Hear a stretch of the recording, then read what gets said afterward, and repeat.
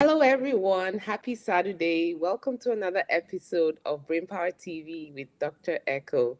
So, I hope you're having a wonderful day today. And Brainpower TV is where we talk about how to boost the physical health of our brain so that we can thrive. Actually, we and our children can thrive in every area of our lives. And so today I have a very special guest to introduce to you, Mr. Antonio Grate. He's the founder of the Be Grateful movement. And welcome to the show, Antonio. Thank you, Dr. Echo. Listen, I am ecstatic to be here. Been looking forward to this day for a long time now. Yes, yes, it's a pleasure to have you. So, can you please tell our guests all about you? Because I know you do it better than I can. So, I appreciate it. I don't know if I can tell them all about me, but I'll give them a little bit of information about me. All right. So my name is Antonio Grate. I'm a youth and foster care speaker and mentor. Right. And my ultimate goal is to be a voice of hope for those that are in the foster care system and for those who come from a similar background as me. Being one who was born to a mother that was on drugs, grew up in the ghetto in the city of Chicago. My dad wasn't in the home and lived with my grandparents and eventually entered into the foster care system and aged out. My overall goal and mission really is to give back, to give back to those who experience similar things that I probably experienced, but more importantly, to ignite, to ignite what I would like to call hope. Because the last thing we want our youth, our children, people in general to do is to lose hope. So yes. that's my overall mission. Yes, I love it. Ignite hope. Yes. Woo, that's so good. Yes, ignite hope. So, what is hope? What's your definition of hope? My just to be honest, the way I would answer this, hope is expecting something good in the future that doesn't reflect what you're currently going through right now. Right? Yes. It's expecting something positive tomorrow or somewhere in the future, Right. regardless of what your current situation and environment is showing you.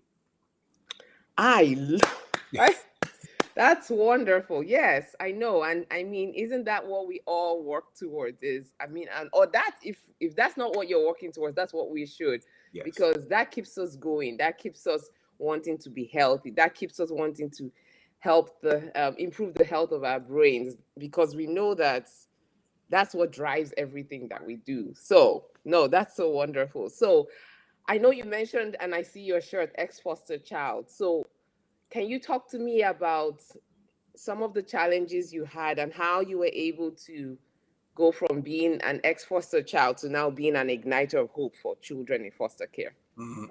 Well, that's a great question. I think when I think about it, I think about the various challenges that I had. And when I speak of these challenges, I mean the internal challenges that I had because of my external environment. And because of the external environment that I was in, it began to negatively affect me. It began to cause me to deal with anger. It began to cause me to deal with rejection, neglect, frustration, different types of hurt, heartbreak, and things of that nature. And though my external experiences caused me to feel those what I would like to call traumas, Right, it hurt me internally. So right, internally, I was damaged, right? Internally, I was really hurting, but most people didn't see that. Most people didn't recognize that. Most people didn't speak to that. And yet I was a child growing up dealing with these internal struggles and hurts and pains, and yet I felt like I was left alone to deal with it. So what I had to do and what I had to be intentional with was identifying how I was really feeling and trying to find healthy coping mechanisms to allow me to deal with my feelings, to deal with my emotions in a healthy and successful way. Because at the end of the day, I realized that I did have some issues, but I didn't want to continue to have those issues. So I right. was intentionally like on a journey of healing. If you know what I'm saying, on a journey of healing to just become better, at least 1% better each and every day. Right. Oh no, that's wonderful. I love you said so many things just in that short time. I heard you mention being intentional. But even before that, being aware of the way you were feeling and knowing that you didn't want to keep feeling that way. And so that's what made you intentional about finding ways to improve the way you felt, right? So Absolutely. it's us being aware of ourselves and being intentional about finding those strategies to help us. So what are some strategies? Could you share a few? I know you have a book. You can talk about that too, and I'm sure the strategies are in your book, right? So Yeah, just absolutely. tell us Absolutely. tell us what's all the good things the things that have helped you be where you are. Absolutely. Absolutely. I think before I talk about the book, the one thing I want to touch on is some of the strategies, right? Right. And I'm not a doctor, but I am speaking from my own personal experiences. Yes. And a lot of the various challenges, or a lot of the how can I say, the coping mechanisms that I would express, I wouldn't say are complicated, but for many it might be complicated. So for example, one thing that I was intentional on was talking Mm. to someone about what I was dealing with, about what I was feeling. And what I learned is, by talking to someone, it helped release some things that I was feeling in the moment.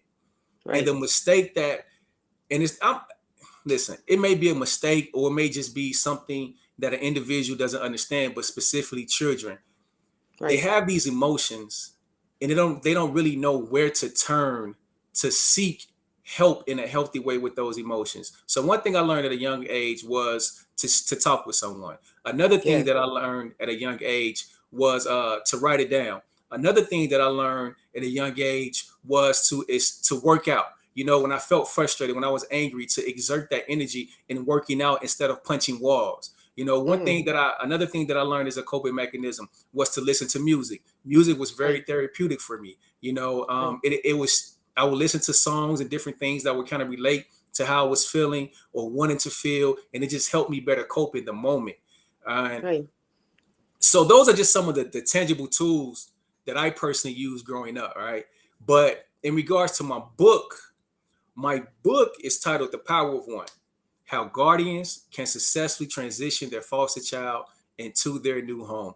I listen, I am super excited about this book, because in this Yes. book, I am sharing my most intimate feelings and emotions as I was growing up as a child in Chicago and in the Yes. foster care system. But also, I'm speaking to the guardians, I'm speaking to foster parents, I'm speaking to adoptive parents in this book, by Right. sharing tips, by sharing tools, by sharing strategies to Right. ultimately help bridge that relationship gap that exists between the foster child and the foster parent when they enter into their new home. Yes. Oh wow. Wow. Wow. Okay. So that's amazing. So can you tell us, like, give us a snippet, like, do you want to read something from your book and just to give us an idea of how, I mean, it already sounds amazing, so I can only wait to read it, but if you don't mind giving us a snippet of your book. Oh, absolutely. I think what I would do is I would just kind of maybe highlight one of several of my favorite chapters. There's one chapter I Okay. have in this book called Words of Mass Destructions.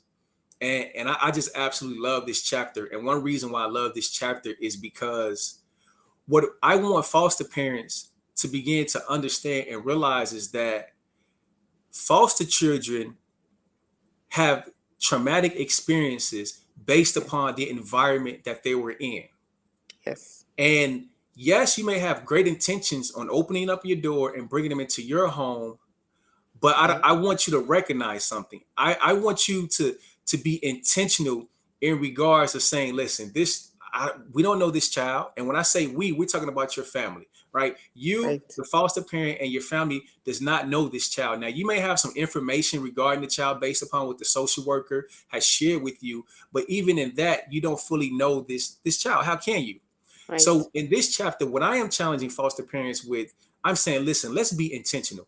Let's be intentional and proactive by trying to identify words of mass destruction. And these words of mass destruction ultimately are triggers that may negatively affect the child, their mood, and their behavior. And if you can Yes. sit down with your family and the social worker and maybe try to come up with a list of these words and have that list already prepared when the child comes there, and when the child gets there, when the moment is appropriate, sit down with the child and say, hey, listen, this is what we have. Would you like to add to this list? Is there anything that you would like Right. to add to this list that you feel like is important? And the message that relates to the child is like, wow, like, man, they're thinking about me. Oh my Right. gosh, like they care about me. And Right. that's one of the just that's a simple tip and tool that I share to just help bridge that relationship gap with the child. Right. Okay. What are some words? What's an example? Can you give me a few examples of some words of mass destruction, for example? Yeah, let's say I'll say for me, right? Um, for me personally, a word of mass destruction would be crackhead. And you may Mm, say, why crackhead? What does that have to do with anything? Because, and I talk about this in my book, but it was that word right there that a childhood friend of mine said to me regarding my mother. And when they said that word, those words to me, it literally broke me down. I started mm, crying.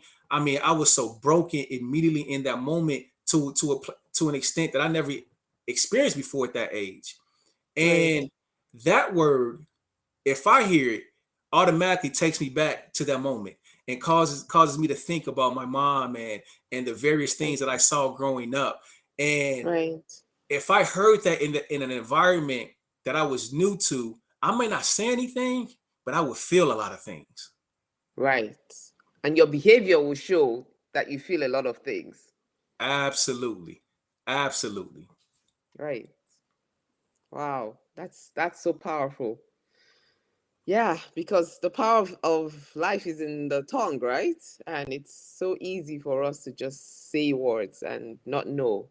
But I love that you pointed out that identifying the list and making a list of those words does show that child, because that child is so hungry and thirsty to know that somebody loves them, Yes. regardless of their behavior. It's so important for parents, foster parents, to understand that trauma causes changes in the way the brain functions of anybody, more so children. And so what you will see in response to them not understanding or not knowing or not being able to control the way they feel is their behavior. And so it's not that the child is bad, it's that That's right.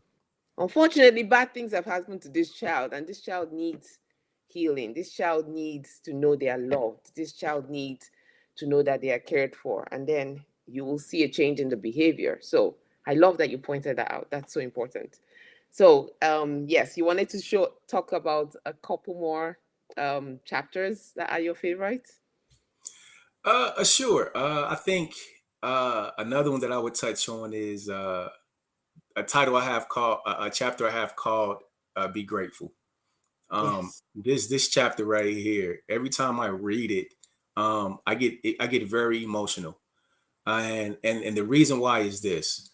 It's because I remember at the age of around 8, close to 9 years old, um, the love of my life, my grandmother, she died, and Mm, she died from breast cancer. And at that moment, I felt like a part of me died. And at that young age, the emotions that I was already dealing with, on top of experiencing that, I just felt like, I guess the best way I could say it, I just felt like giving up. I felt like mm, throwing in the towel. I felt like there wasn't a reason or a purpose for me to live anymore.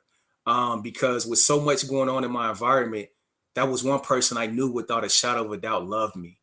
And now she was gone. And I was just so broken. Oh my gosh, I was so broken.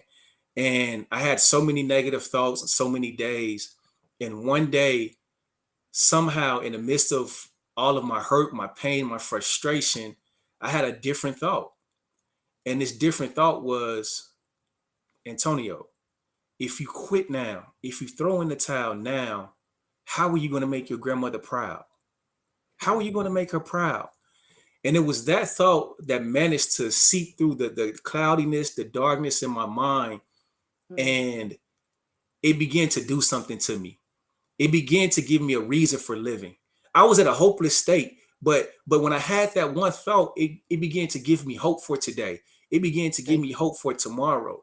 And what I began to understand is that as I began to get hope for today and tomorrow, I also began to realize that, Antonio, yes, I've been through a lot of things, but I'm valuable. I began to Yeah. realize that I was valuable. I began to realize I had self-worth. And because I began to realize this, I began to walk different. I began to talk different. And most importantly, a lot of the challenges and obstacles that I was experiencing in my life, I began to get the victory over it. And Mm. that's where the Be Grateful movement comes from. The Be Mm. Grateful movement, it was birthed in a moment in time of my life where I felt the lowest. And I Yes. found one thing that I could be grateful for. And when I found that one thing that I could be grateful for, man, it gave me hope for today, hope for tomorrow. I began to realize I had value. And eventually, over time, I began to overcome the obstacles and statistics that was designed, in a sense, to Mm. take me out. So, Right. so that chapter right there just means the world to me. Wow. That's wonderful. Yes, gratitude is everything. It makes the difference between living life or just living and just going from day to day and like basically managing and just drifting through life. So Yeah, I definitely agree with you. Yeah. and you know what I've learned is that by being grateful, it's my secret sauce. Like it's the thing that Mm. helped me to get through the challenges that I was experiencing. Yes. Because as a foster child, as one that comes from a broken home, there's just a lot of things that you see and deal with that that wants to tear you down in a sense, that make you feel Mm. less than. And Right. and that's why this Be Grateful movement is so significant and so important to me, because I understand the environment that foster children are in can be very disruptive. Oh And yes. as much as we may try to put them in positive environments, we must be reminded that they still have trauma that they've dealt with to whatever extent. Just the fact that they're no longer with their biological family is traumatic within itself, right? Right. That's Yes. yes, that's extremely traumatic within itself. And I simply, with the Be Grateful movement, it want to remind them, listen, I know firsthand that, man, you may be in a situation that is you just may be in a place where everything just looks so messed up. But I want to challenge you, as bad as things look, I believe you could find at least one thing that you could be grateful for, that you could be thankful for in the midst of all the confusion, in the midst of all the chaos, in the midst of all the turmoil. You could find one thing. And when you find that one thing, keep that one thing close to your heart. Keep that one Yes. thing close to your heart. Remind yourself of that one thing each and every day. And I assure you, this one thing will begin to pull you out of those situations, those hurts and those pains that are literally trying to break you down where Yes. you are right now. Yes. You are absolutely right. Wow, that was powerful. And the best thing is there's so many studies that have shown that gratitude actually makes positive changes in your brain. So, you know how we talked about trauma affects negatively affects the brain health. Well, gratitude will help heal your brain and it will make new connections, and it's amazing how the brain lights up when you're grateful. There's like pictures to show that. So what you're onto something, and really that's so important for foster parents to hear so they can teach it, at least tell the kids, for the kids, the youth to hear as well. I mean, even the people who work, even the adults who work in child Yes, welfare, for us to for us to keep doing what we do, we have to latch on to something that keeps us going, find something absolutely. we're grateful for. Yeah. Absolutely. Absolutely. Absolutely. I love it. Wow. Yes. Wow, that is so wonderful. So, do you have any other tips for foster parents and or foster youth who might listen to this? I think I would like to speak to the foster parents. And you know what? I'm gonna try to speak to the foster parents and foster youth at the same time. That's what I'm gonna try Mm, to do. okay. For the foster child, and this is what I've learned over a period of time, right?